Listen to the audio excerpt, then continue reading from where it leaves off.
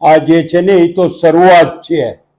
આતંકવાદને નેસ્ત નાબૂદ કરવો એ ભારત સરકારનો નિર્ણય અને એની કટિબદ્ધતા બતાવે છે અને આતંકવાદ પૂર્ણ કરીને જ રહેશે.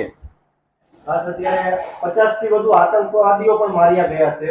જે રીતે પહલગામમાં હુમલો થયો અને બહેનોના સિંદૂર જે રીતે ગયા હતા અને એ જ રીતે ઓપરેશન સિંદૂરા નામ આપ્યું. ઓપરેશન સિંદૂર છે, આ પહેલા પણ અનેક લોકોના સિંદૂર લૂંટાયેલા છે. એ બધા પણ આતંકવાદી અને આતંકવાદી મનોવૃત્તિને ટેકો આપનાર તમામ લોકોને ભારત સરકાર નેસ્ત નાબૂદ કરશે અને આ દેશની પ્રજાની જે ઈચ્છા શક્તિ છે એ પરિપૂર્ણ કરીને જ રહેશે.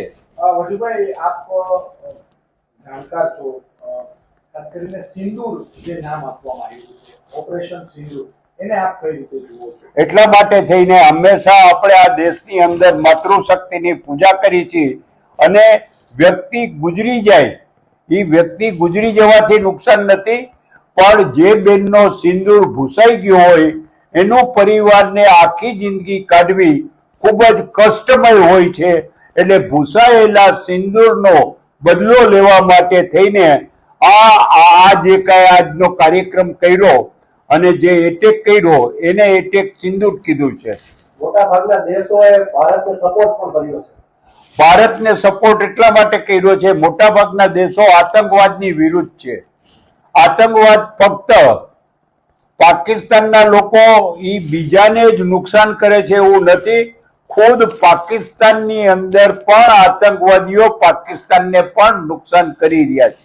લાગે છે પાકિસ્તાનનો સાવ સફાયો કરી નાખવો જોઈએ દુનિયામાંથી. એટલા માટે થઈને કોઈ પણ રાષ્ટ્રનો સફાયો કરવાની વાત ન હોય, પણ એની મનોવૃત્તિ છે એ મનોવૃત્તિ ખતમ કરી નાખવી જોઈએ.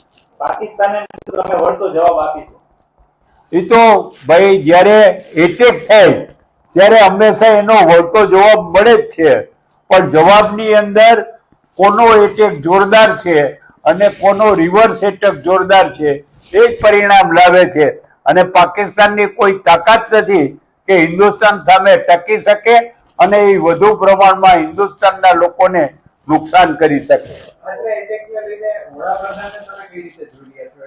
એટલા માટે થઈને વડાપ્રધાને અત્યારે નહીં, આ પહેલા પણ એને કહ્યું હતું સભામાં, અને વડાપ્રધાનનું હંમેશા જે કરી શકે એ જ બોલે છે અને જે બોલે છે એ કરી બતાવે છે.